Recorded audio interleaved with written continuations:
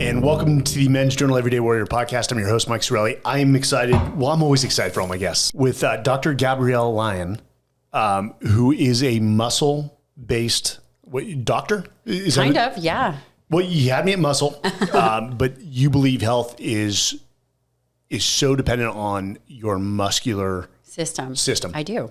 Yeah. I think that right now in our society, we're obsessed with obesity.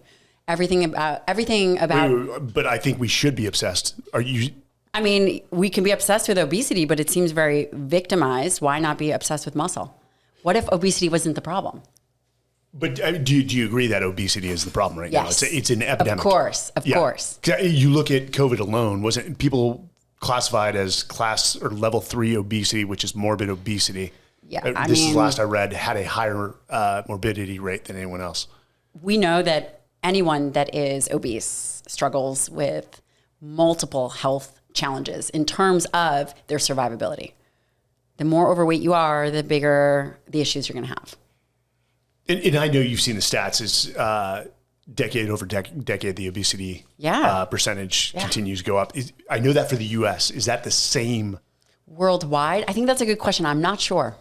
I'm not sure worldwide, but I can definitely speak to the U.S. And I mean, over 33% of all people are obese or overweight. But when you travel, one of the things I always look at when I travel is like you go to Asia, whether it's East Asia or the Middle East or even some European countries.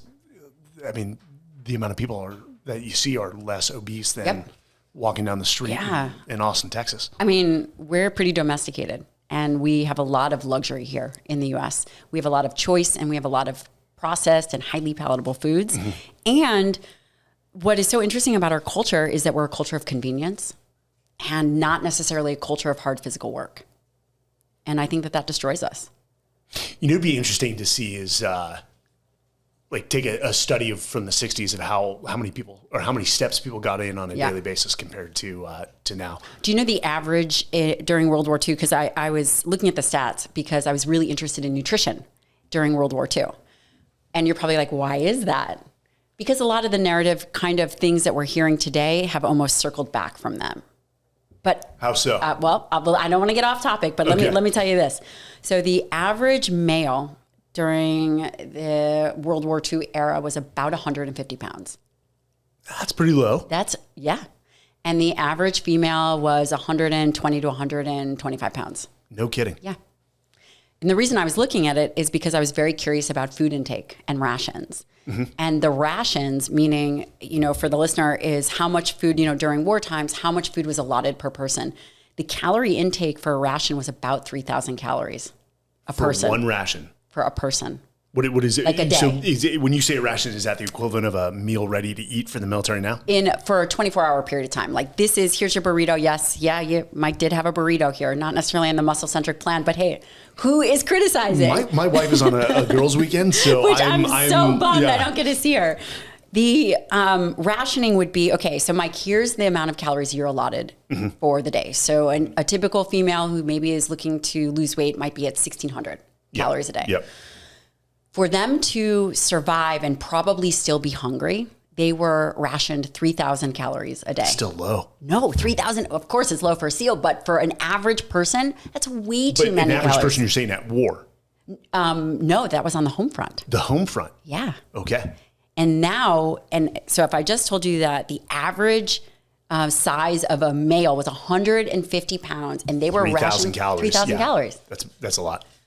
And the obesity crisis or the waist size and overall size of the human now is much, much larger. And where does that come from? Probably comes from movement, right? Nobody's moving. You literally, I bet you could stay home the entire weekend, get everything you need delivered. And aside from walking your dog, probably don't have to do anything. Yeah. And you probably look at it, COVID made that worse. It did. Because people now it became habitual. Yeah. If you're stuck in, let's see, people were stuck for maybe 3 to 6 months, or maybe you never even went back to work. they just started ordering in. It becomes habitual. Yeah. And the biggest problem with COVID, I think, aside from isolating everybody, was what it did for the health of the population. So let's say there's guys at home and, maybe they're in their 50s and they were really on a great trajectory for training. Yeah. And now they got out of going to the gym, and for them to come back is much more difficult because they lost muscle mass. Can they gain it back? Yeah. But as you're aging, it becomes more difficult, which is really the whole premise of this concept of muscle-centric medicine. We are going to get there because I do have, I do want to hit that because as I'm getting older, like I prided myself on how I looked. You want to call that vanity? I don't give a shit. I remember a Marine officer once said, "Hey, Mike, an ounce of appearance is worth a pound of performance. People will judge you on how you look." And the merit in that statement is that's just human psychology. You don't go to a bar, see a obese woman, and say, "Wow, it's attraction." But let me hit this before I want to get back to your pedigree. I know you were born, you're here. What happened in between? I want to get to, but you talked about a victimhood, and now it seems like people and they use the word body shaming, and it's like this trying to protect the victim. I'm trying to think if it was a Glamour magazine or one of the female magazines. They said this is the new sexy, and they had a relatively obese woman in a bikini. Now, beauty is subjective. That is people like different forms, different colors, and that's that person's perspectives, and they're entitled to what attracts them. But when it comes to medical or health, that's not subjective. That's objective. Right. When somebody is well outside of their BMI or whatever metrics you want to use, they're obese. Objectively, from a health perspective, it's going to be a challenge, and it's not going to set them up to age well, especially with an increasing body fat percentage that would be in the obese range above 30%. It's not going to be healthy. And then the other thing that becomes really important is why is the society, are we doing that? Why are we highlighting obesity and saying that that's something positive? There's nothing wrong with being on a trajectory where there's challenges physically, right? We all have gone through that, or we will. And it's not to say that if someone is struggling with their weight, they should be shamed. Never. Of course. And I think that that's really important because that's not what we're saying. But what I think that we can both agree upon is what we should be celebrating is ways of health. Yes. Ways of health that are objective, meaning what is your blood sugar at? What are your fasting insulin levels? What are these objective markers of health? And then the other thing that I'll mention is that memory and aging and Alzheimer's is a major problem. And I did my training, I did a fellowship in geriatrics and obesity medicine, nutritional sciences. And obesity leads to a higher degree of Alzheimer's. Yes. You're kidding me. Yes. So unless you're a SEAL and you've been blown up multiple times. And then, that's a whole other story. But TBI, but definitely metabolic dysregulation and wide waist circumference is a risk factor for Alzheimer's. Okay, so this was the opening. Let's get to Gabrielle. Yeah. Where were you born and raised? I know you went to the University of Illinois. I did. I was born in Chicago. And born and raised, my dad is a major Cubs fan, born and raised in Chicago. Not the Black Sox? No, we're a Cubs fan. Yeah. Right. Born and raised in Chicago, and I actually graduated high school early, and I moved to Hawaii. So I graduated high school in 3.5 years. And I moved to Hawaii, to do? I moved and I worked for room and board with my godmother, who is a PhD in nutritional sciences. No kidding. So by the time I was 17, I was very interested in health and wellness. And from a more holistic perspective, she was very ahead of her time. Her name was Liz Lipsky. And in the functional medicine space, she's one of the cornerstones. Yes. Not saying that you're old, Liz, but older. And then at that point, graduated high school early, moved in, lived with her for a year, became very interested in nutrition, and went and did my undergraduate in human nutrition, vitamin, mineral metabolism. So island fever, first off? No. Is that a thing? Oh my God. I would never have left. Well, people who say island fever, I'm like, there's so much to do in Hawaii. How could you ever get bored? I agree. Yeah. I would have never left. But you had to go to school. So you basically took a year off internship. before? Yes, actually, I was right on track Okay. to graduate. So maybe it wasn't quite a year, but it was close to 8 months or so. And then your major in college was? Human nutrition, vitamin, mineral metabolism with a chemistry minor. And here you're 17, 18, you know what you want to do. Yeah. That's insane. Yeah, I did. And I was very, very driven. And, you know, at first I thought I was only going to do nutritional sciences. And I say only as if it's easy. It's not. But when I was at the University of Illinois, there was a tornado warning. And we all had to go to these fallout shelters, right? And it was during nutrition class. And I'm sitting there in this fallout shelter going, oh my God, I am totally fucking useless right now. There is nothing that I can contribute in this moment if something's going to happen. And it was at that moment I decided I was going to go into medicine. Maybe it's a character flaw, but I really do feel that if you have the capacity to be of service, that you should be. Damn right. Yeah, service to others is, that is what, if you ask me what is missing in society, it's service to others or being more selfless to the overall goal of the United States. And everyone plays that part.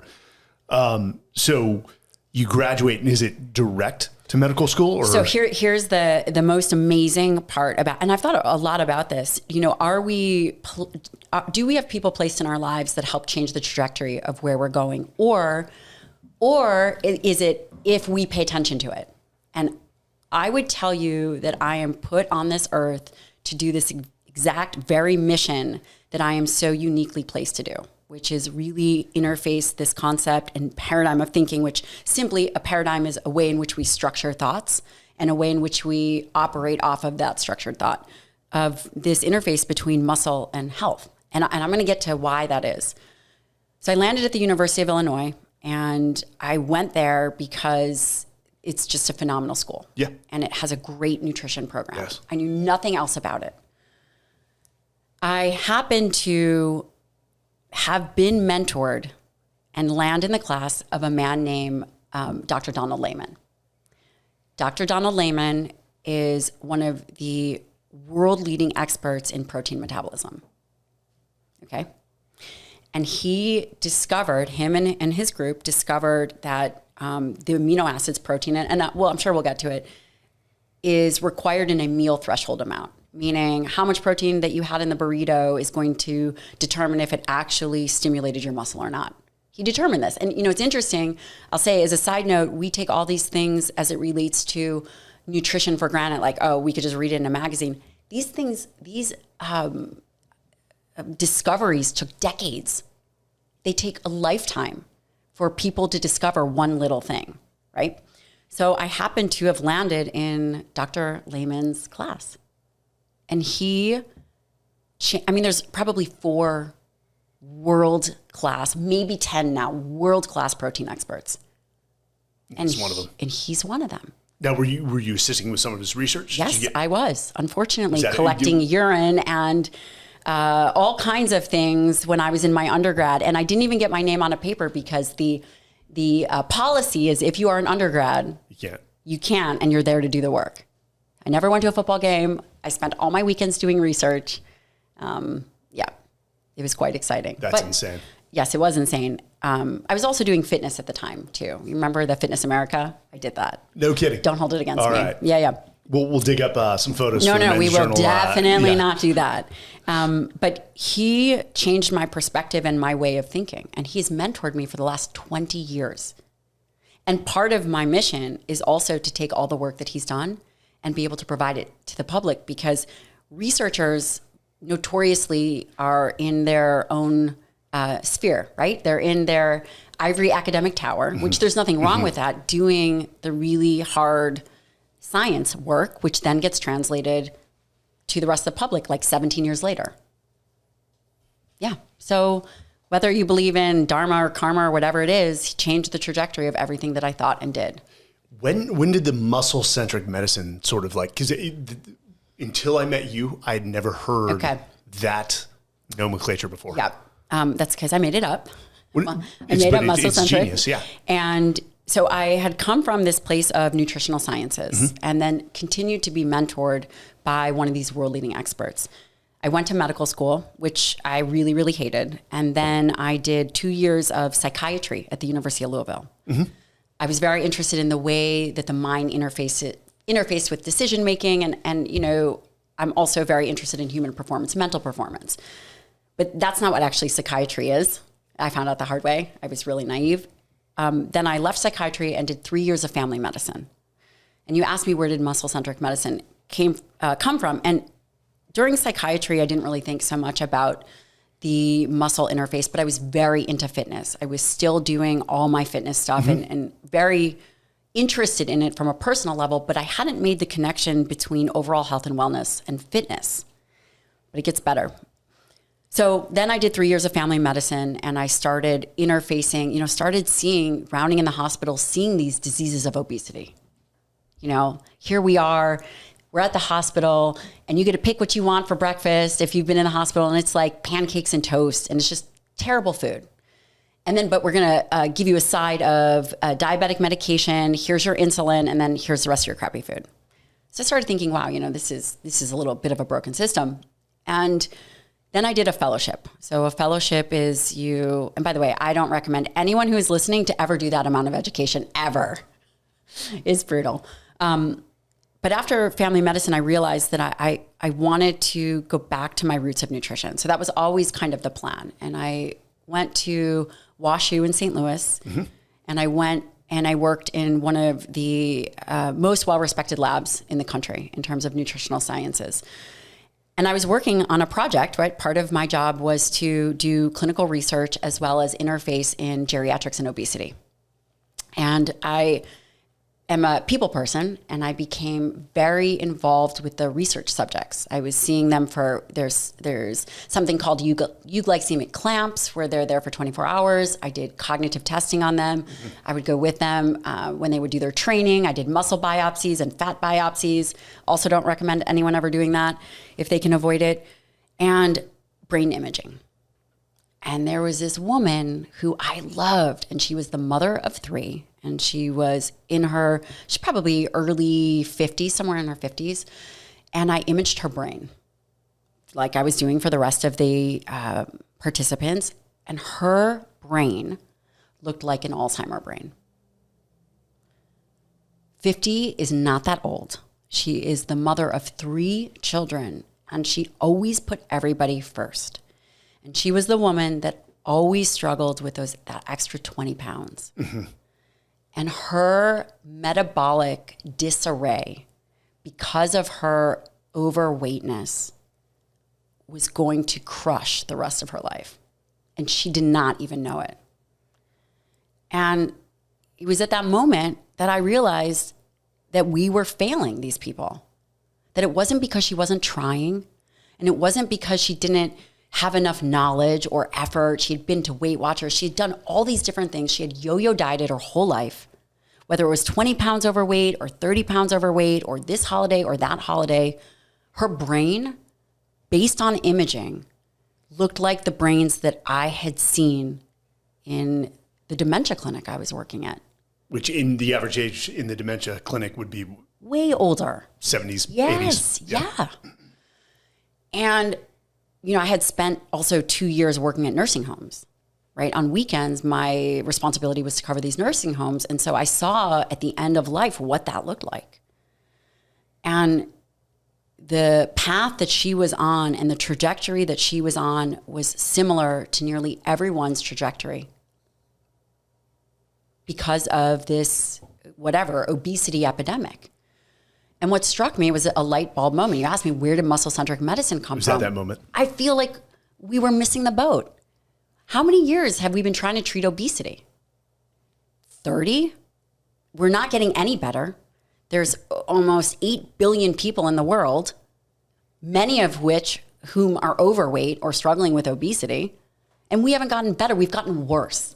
We've gotten worse at treating this. But if you've got to sort of put a finger on that, we've gotten more knowledgeable. We've put the knowledge out there, but you said it earlier, because we've become it's become a life of convenience of ordering Uber Eats or was it DoorDash? Yeah. Or not having the capacity to get the help that's needed, or that we have a culture where we're like a warrior culture where we prioritize these things. This woman had tried, again, she'd spent 30 years trying to lose the same 20 pounds. And I knew, looking at her brain, that she was going to struggle to be able to call her kids. Mm-hmm. And you asked me where it came from, and it came from the fact that I felt personally responsible. That I felt that we had failed these people, and that if I didn't do something, that was what was going to happen. And I realized, and then, we do DEXAs and we looked at her body composition. Yeah. She had like no muscle mass. And if I were to think, okay, what is the root cause of all these things? It's muscle. It's muscle. That she had never spent her life building her muscle. That these diseases of insulin resistance and these metabolic diseases that we're now treating 30 years later for her began in her 20s, in her muscle. And had we spent the time as a medical community to say, listen, we're not just going to measure your body fat. You're going to come in here and we're going to measure your strength. We're going to look at, under ultrasound, the quality of your muscle. If you are sedentary, you are sick. There's no such thing as healthy sedentary. We were designed and genetically created to move. That is our homeostasis. That's our baseline. But now it's optional. And as a society, we're failing people in providing this message. And, you come from a very unique perspective. As a SEAL, you guys are the elite. Don't tell my husband, but the reality is physically elite. And that's true. So there's a culture there that it's not okay to be not training or to put on, you guys put on weight, obviously, and you lose it, but it's a culture of toughness and physical, and physicality. But you're always moving. You are always moving. Right. Always moving. But even for the majority of the guys that transition out, right? I take care of the majority of the guys in my practice are on, in that transition out. Mm-hmm. It's still part of who they are.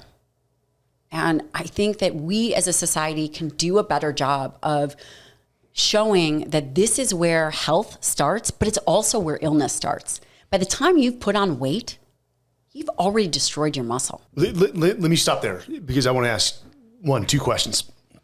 One, for this lady you keep referencing in her early 50s with, the brain definitely showed indications of dementia.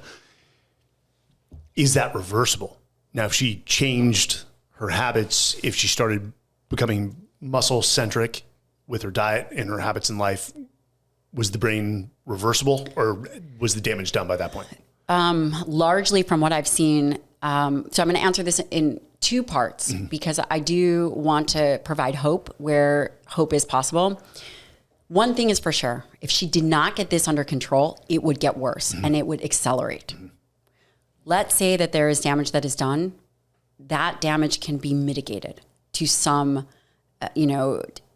for some perspective, like some amount of that can be mitigated.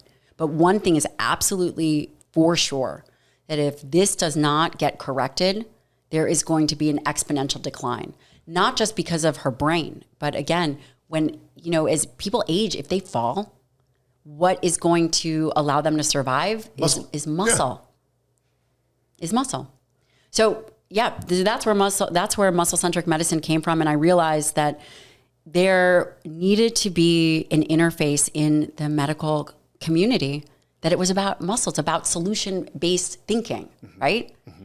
And understanding that what you do in your 20s is going to carry you throughout your life. So this is where the second question comes in, is you're saying this, because I think it was Professor Dudley Sargent at Harvard in the early 20s, advocated based off the whole person concept for physical education or training in the U.S. school system.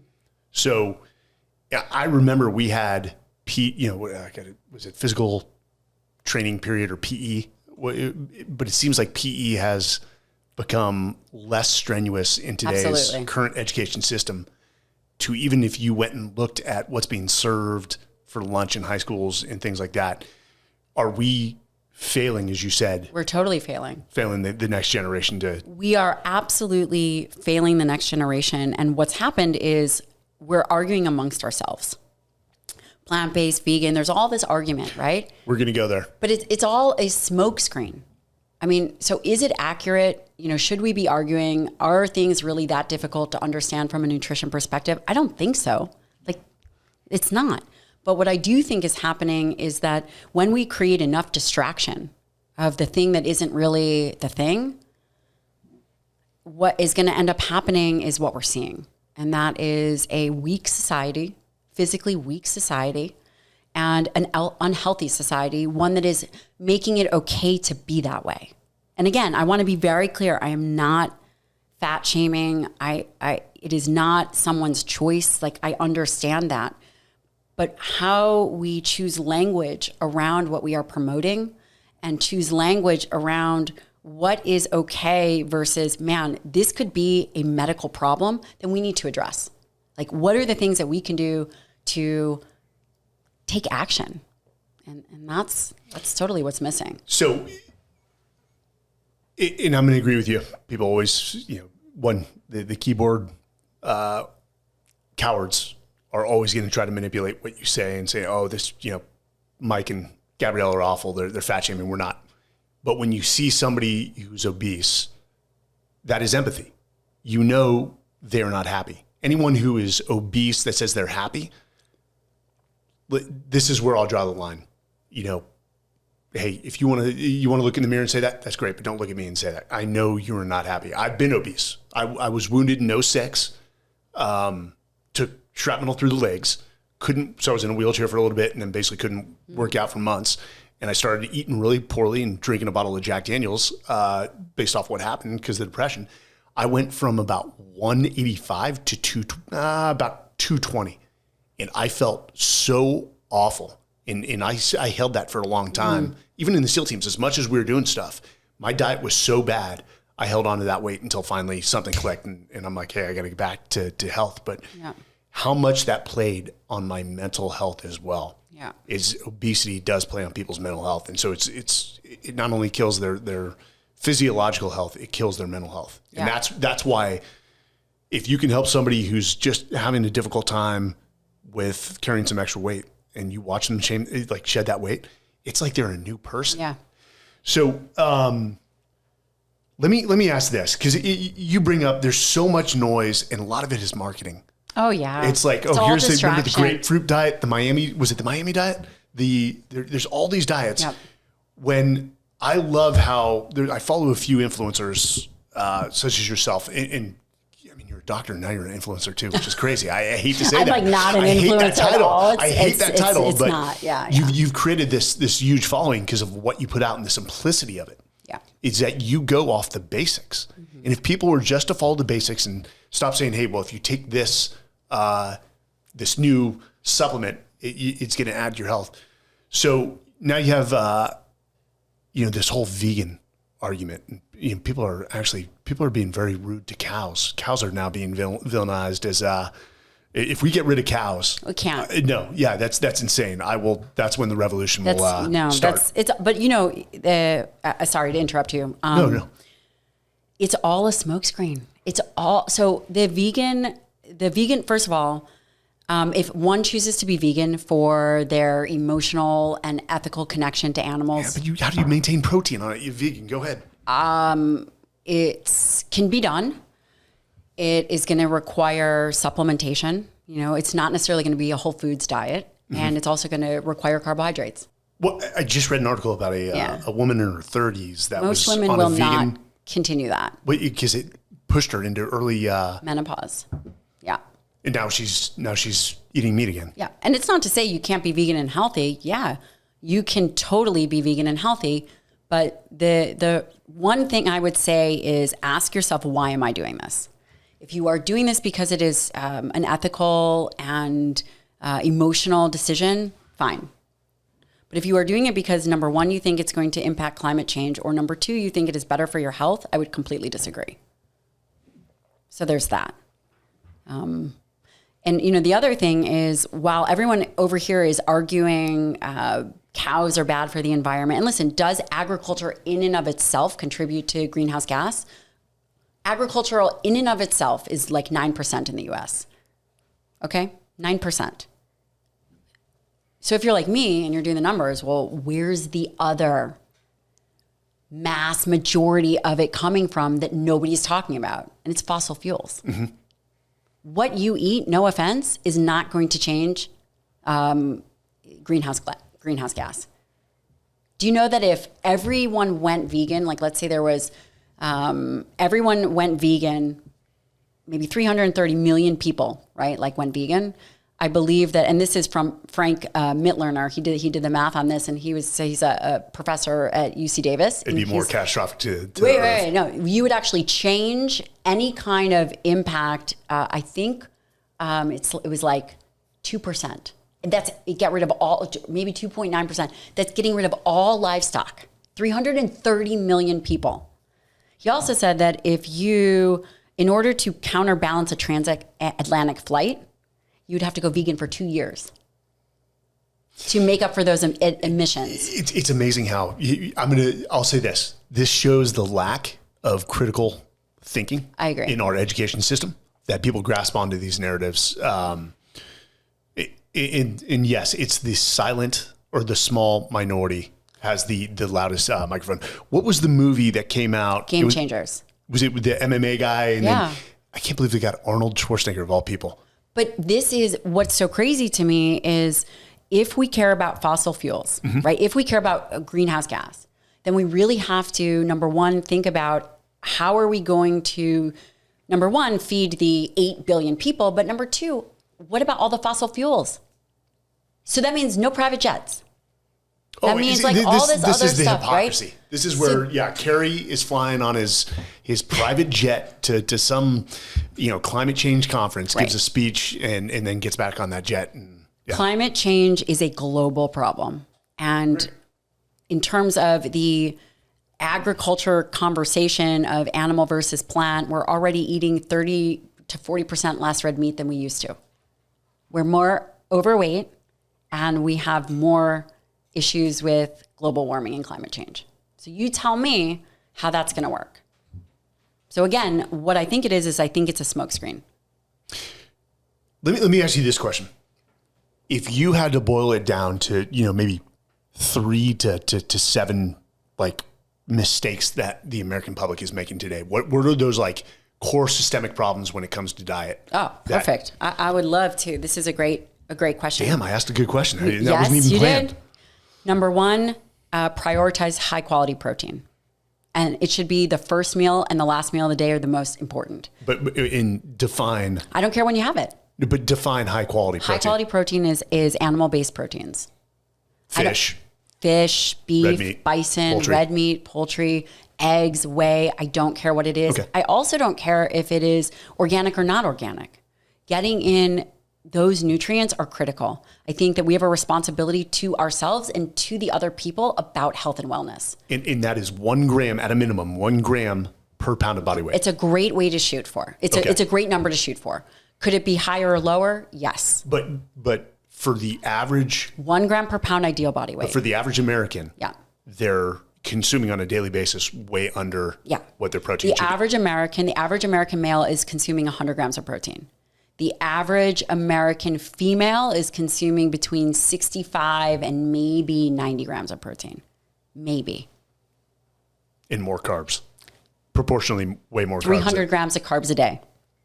And I read, so you have a great just sort of, what is it, about 8 pages when you sign up on your website? Yeah. It's a free protocol. It's just to help people. It is, yes, it's a Lyon protocol. It's very reasonable to follow. There's no fad magic stuff. It's about optimizing for dietary protein, understanding that we're way over consuming carbohydrates, understanding that protein should be the first thing that you eat. It should be prioritized. Your first meal of the day should have at least 30 grams of protein. Okay. For your listener out there, for your guy, 30 to 50 grams of protein at your first meal. I don't care if your first meal is at 11. Your last meal should have the same. You guys worried about, having the pot belly and like the dad bod? Fix your nutrition. What have you heard that women prefer the dad bod? No, over, that's come on. You've heard that? Absolutely not. I always say that is the biggest bullshit that women prefer. Yeah, no, that is no. Okay, nobody prefers that, guys. 0 chances of that. Okay, so high quality protein, number one. High quality protein. Do not be And again, if you want to have plant-based protein, fine, go ahead and do that, but prioritize protein. From my professional opinion, I think high quality protein, because it has creatine, iron, zinc, bioavailable nutrients. I think that that's critical. Okay. Again, this is just my professional opinion. That's what you're going to do. The second thing is understanding that carbohydrates, you have to earn it, right? If you are going to be a couch jockey, don't eat all the carbs, right? So you better be training after your burrito, Mike. I'm going swimming after this, but when you say carbs, it could be, so it's vegetables. I mean, technically, I would like to see someone eat 5, more than, there is a vegetable threshold, right? I have never seen anyone eat more than 5 cups of broccoli ever. Yeah.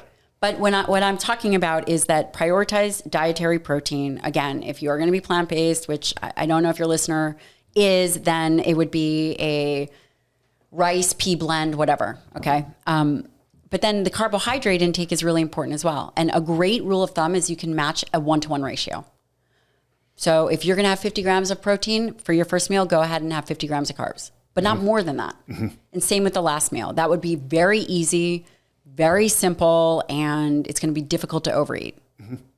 And then if you want more carbohydrates, which, unless you're training hard, you don't need, then time it around your workout, but earn your carbs.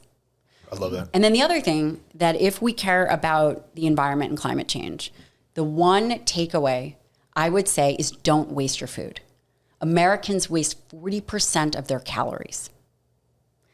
And why is that a big deal? It's because that the food, all has a carbon footprint, all that stuff, but we're wasting the majority of our food. You mean throwing it out, letting it spoil. So basically letting it spoil. Compost. Yeah.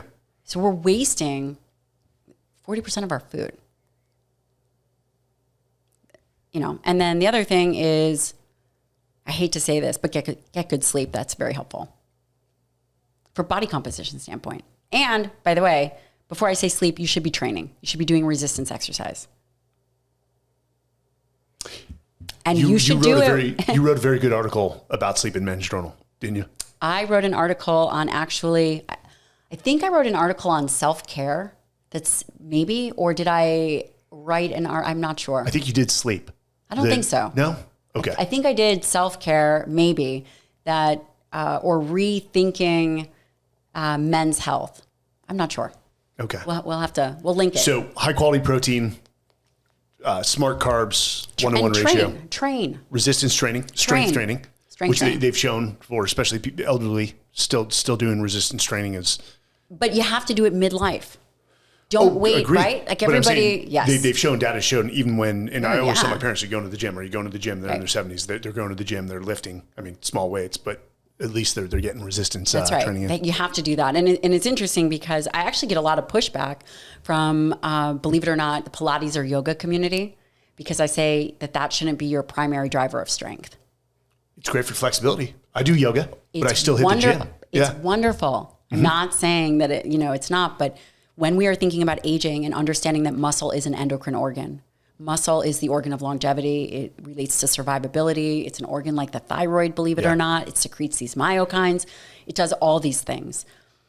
Muscle strength is really important, and same with muscle mass. And people will say, oh, well, how much muscle do you need? I don't think that we know that answer, but what we do know is that quality muscle that is functioning well, and muscle that is healthy, right, lean and healthy, is going to improve your survivability. How you get muscle? Well, yes, I suppose you could do yoga and Pilates. Is that the most optimal way to prioritize strength and hypertrophy? I would say it is not the optimal way to do that. The yoga community is very interesting. So I go and I do that was the Bikram yoga. I usually go once or twice a week. I sweat my ass off. Yeah, well, that's because it's like 180 degrees or something. What? No, I mean, like the older ladies next to me are not. I've got like this pool of sweat. I always so basically, nobody wants to be next to you. Oh, I know that guy. Like, the older ladies giving this just like snicker, and I'm like, stop, Karen. Like, let me and plus my endocrine system's off. Just Karen, back the hell off. Like, yoga people are like, oh, we're very accepting. It's like, yeah, but I get these Snickers. And it's great for flexibility, and I wish I started yoga earlier. But we're going to turn this into an article because it's the basics. Now, there's all these people that timing, and I love Jordan Syatt. Yeah. He's like, hey, this is all bullshit. You know, do you follow Jordan Syatt? I'm not sure. Okay, no, he was Gary Vee's trainer. He's got a massive following, but the guy's freaking hilarious. He also does comedy, and we're going to get him on the show. But he's like intermittent fasting. He's like just get rid of all that. Totally, if you can follow the basics. I agree. Of macros. I completely agree with him. And that's what I mean is that we are distracting it. It's like all a smokescreen. It's one of two things. Number one, it's an excuse. So if we are confused, we have an excuse not to execute, right? Or number two, there's so many people wanting the money or wanting funds that, it's all about selling people something and keeping them prisoner. That's what I believe those two things are. Number one, you're using it as a distraction and that you couldn't possibly execute because you don't know what to do, right? Which to me is BS. I mean, I can see that and appreciate it. Or number two is that people are really genuinely confused because everybody is, we're not a society that actually is facilitating health and wellness as the priority because there's probably no money in that. No medications. No processed foods, no quick fix diet books. Right there, the quick fix. That everyone is looking for the quick fix. If you ask somebody on the street, we took 100 people and said, hey, in my left hand is a red pill. You'll get instant abs, your muscle mass in ratio to your body fat will change. Or in the other hand, here's a 6-month program to lose 30 pounds, also increasing your muscle mass. What are people going to choose? Americans. Right. The quick pill. But they'll lose it as quickly as they gained it. Right.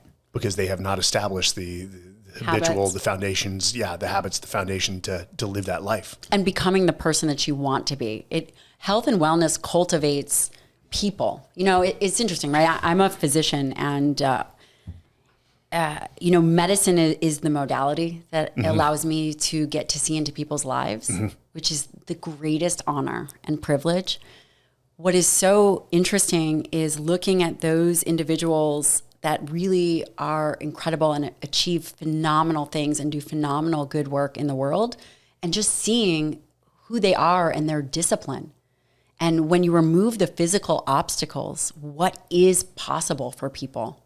And it's tremendous. So this idea that there's a quick fix, none of the people that I take care of would ever want that because they will tell you that their struggles have made them who they are. So, you did a lot of time in hospitals and different programs. What have you seen in terms of people that followed a very good diet while undergoing, let's say, in oncology, where they were going through treatments? Like, did diet play in, or is there data that shows diet played into their recovery? Well, we know. What we do know is that those with healthier muscle mass always survive. They not survive. Let me rephrase that. Always have the potential to increase their survivability. A higher survivability. A higher survivability. We see that when someone falls. We see that in car accidents. Younger people, cancer patients. So that kills people. Muscle wasting, which is highly catabolic, cancer cachexia kills people. So it's not the cancer in and of itself that kills them. It's the fact that they're so hypermetabolic that their muscle is being destroyed. What's so fascinating to me is that all these issues, as we think about diabetes, cardiovascular disease, Alzheimer's, we think that they're diseases of adiposity, right? People being overweight, that's where it starts. But the reality is it started decades earlier. Muscle. In their muscle. Yeah. Before we even addressed it. There's evidence to support that insulin resistance begins in skeletal muscle in 18-year-old sedentary people. And it takes a decade before it even shows up in their blood. So they could come to me and it shows up in their blood. What I'm concerned about is what are we doing to our youth when we're sending the message that just be on TikTok or be on Instagram or be on your device, don't move. And, that's okay. You should get a participation trophy or something like this, right? So there's all these things that we are subtly telling our youth that is going to stunt them. Yeah. And that, I think that that's something really to be concerned about. Not to get off on a tangent, because I'm sure that your listener at home is like, okay, well, what do I have to do? And I think this is about changing perspective, that as a society, we need to become stronger. And as a society, we are obsessed with all these other things that are symptomology, right? Obesity is symptomology. A weak mental structure is symptomology of much deeper issues. The vegan versus animal, like it's all distracting from the fact that we are not going back to the core of what has the potential to make a human great, which is hard work, resiliency, grit, these fundamental factors that we all possess. You just tied medicine to leadership or self-leadership. You say we're stunting our youth.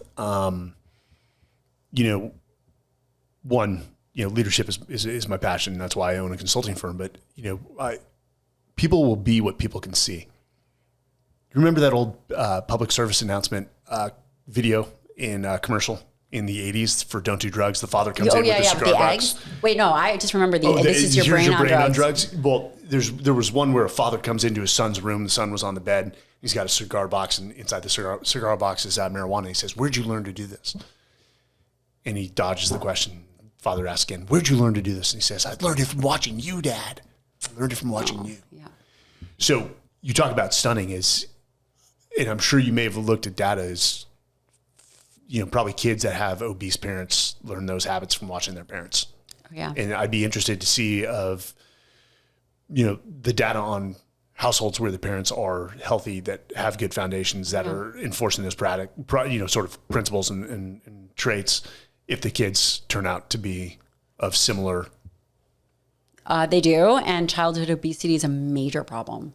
But statistically, if a child is obese, are the parents usually? There is more likely a chance that if families are obese, their children are obese. Yeah, not shocking. It's your kids are watching. People will be what people can see. Your kids are watching. They're watching what you do. If you're popping a Coke every meal, if that's what you're drinking more than water. Yeah. We didn't even talk about water consumption, but this is not the last time we're going to have you on here. Great. We're starting a Friday live Q&A with Sean Apperson and Tyson Mendias, two MMA guys here in Austin that are freaking hilarious, and we'll have you on the live sessions broadcasted through Men's Journal's channels. The one thing we did not bring up is one, your pedigree, which I say is highly impressive, and what you've built in the community and your following. You've got a podcast, and the name of the podcast is The Dr. Gabrielle Lyon Show. in 14 episodes in, and your numbers are insane. I've never seen somebody grow such a following as quickly as you have, and I think it's a testament to one, not only the data-based, science that you're putting out behind this muscle-centric medicine. It's your personality as well. But amazing what you've done. But you have made some very poor choices in your life. Namely, I was like, I have. You married a Navy SEAL. I did. So you're highly educated, but you make a poor decision. You marry a Navy SEAL. What people don't know is when he showed interest, I said, "Don't ever call me again. I'm absolutely not dating you. Forget it." He's like, "There's a chance." I said, "There is a zero." So you did the Dumb and Dumber, so you're telling me there's a chance. Yes. And I said, "There is a 0 chance." I refused to pick up his phone calls for almost 3 months. Wait, okay. So hold on. How did you meet Shane? I met Shane through Mark Devine, who's Mark Devine, former Commander SEAL. And he said to me, "Hey, I have this SEAL. He wants to go into medicine. Can you talk to him?" And I was like, okay. So we were friends for quite some time. Virtually talking on the phone. Yeah. And it helped, he's really smart. Don't tell him that, but he's actually very smart. He was taking night classes while he was in Afghanistan, taught himself calculus and physics.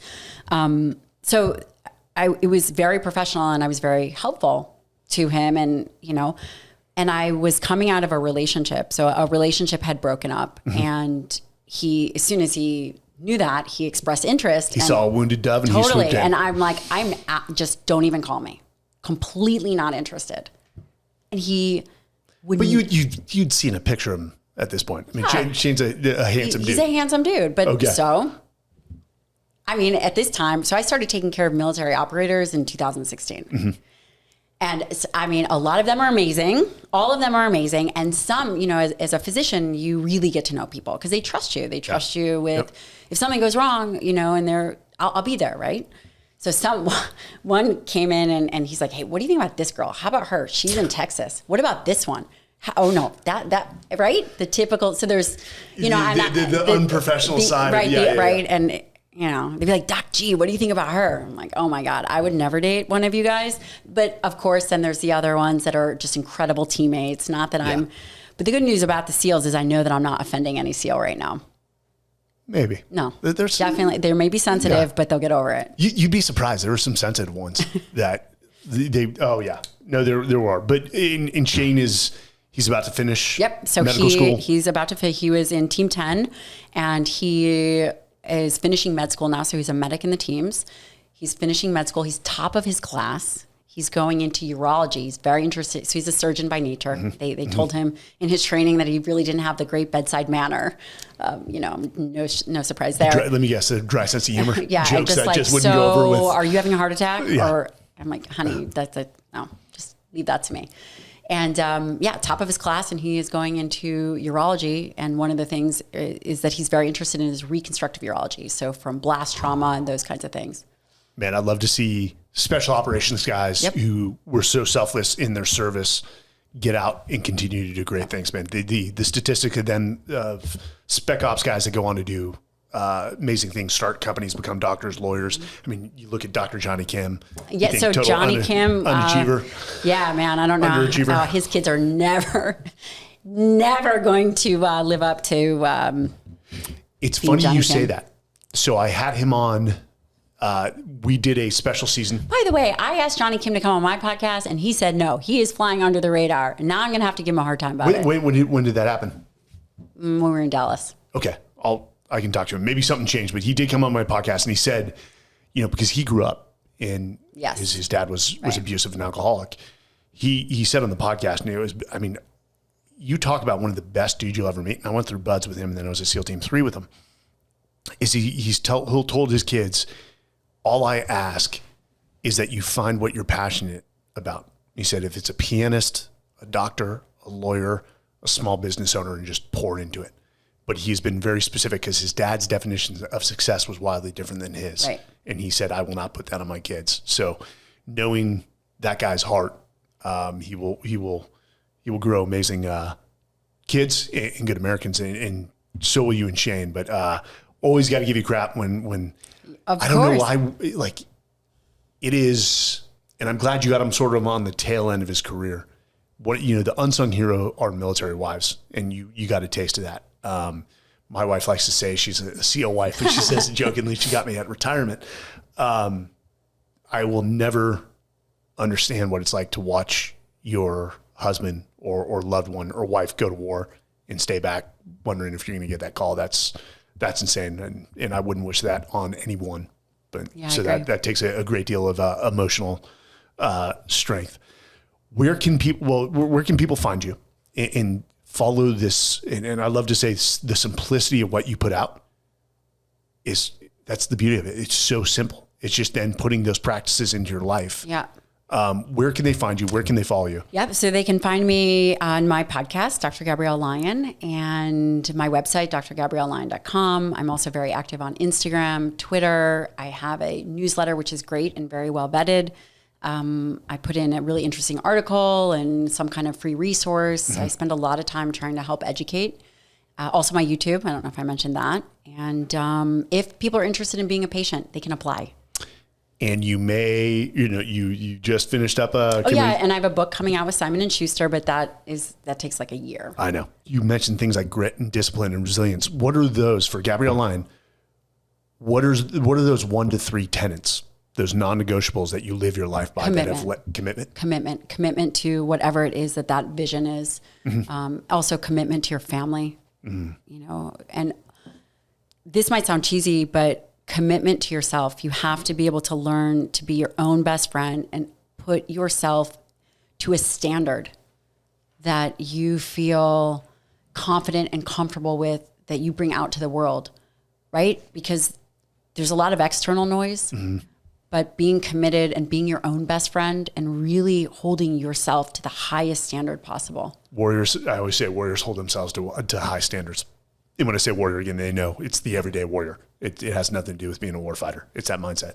So commitment, what else? Commitment, integrity, resiliency. You are going to get knocked down a million times, and that's okay.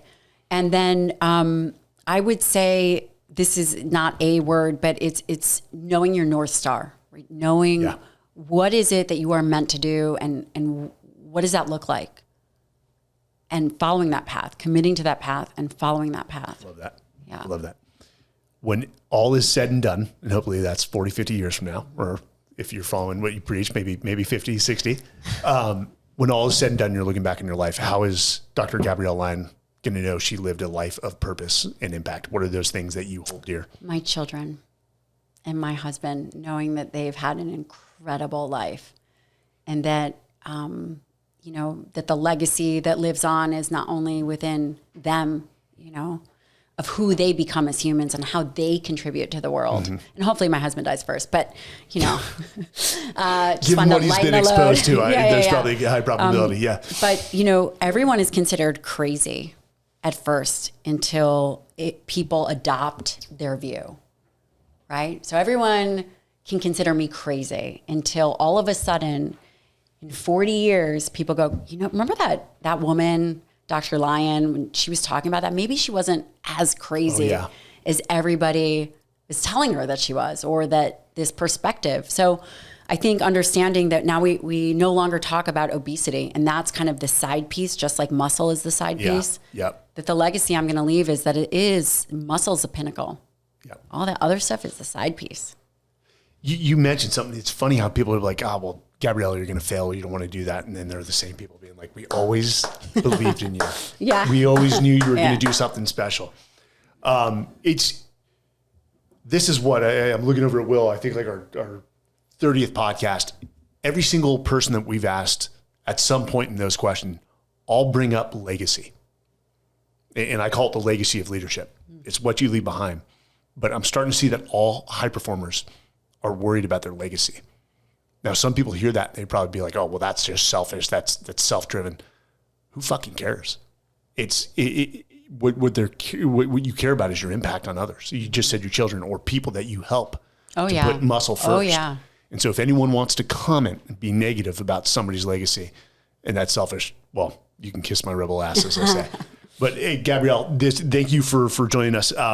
Again, for the audience, this is not the last time you're going to hear from Gabrielle. And we just had a discussion with the 777, which is coming in. She's going to be an advisor alongside Dr. Kirk Parsley, Kristen Holmes, and I believe Dr. Huberman, based off Kristen's input, is going to assist with that as well. And we got Dr. Brian Henry as well. So interested from the human performance perspective of how that's going to impact the guys who are all old, retired, especially with lack of sleep, how that's going to work. So appreciate coming on board for that. And again, to our listeners, thank you for joining us. Go follow Gabrielle. If anywhere, start on Instagram, and then you'll find her everywhere else. Or go to my website, and if they and then one other thing is that if they are an operator and they are listening and they are a special operator, special, but I'm so special, I guess. And if they need help, to please reach out to me. Yeah. Please reach out to the practice. If we can't service you, which I'm sure that we can help connect them to where they need to be. And you didn't bring that up, and I know we're closing out, but she dedicates her time free of charge to the special operators to get them back to health, because for the public that you don't know it, the guy's endocrine system's basically shut down from all the cortisol, testosterone. They don't know the dark side of the teams. Yeah. So when you get out of special operations, whether it's 6 years or 30 years, there's a lot of negative impacts on the body. It's just a hard job. And she has dedicated her life to getting those guys back to health or some semblance of health based off of what happens to them. So thank you for that as well. That's selfless. All right, guys, thanks for joining us. This is the Men's Journal Everyday Warrior podcast. I'm your host, Mike Sarraille, and we'll see you next time.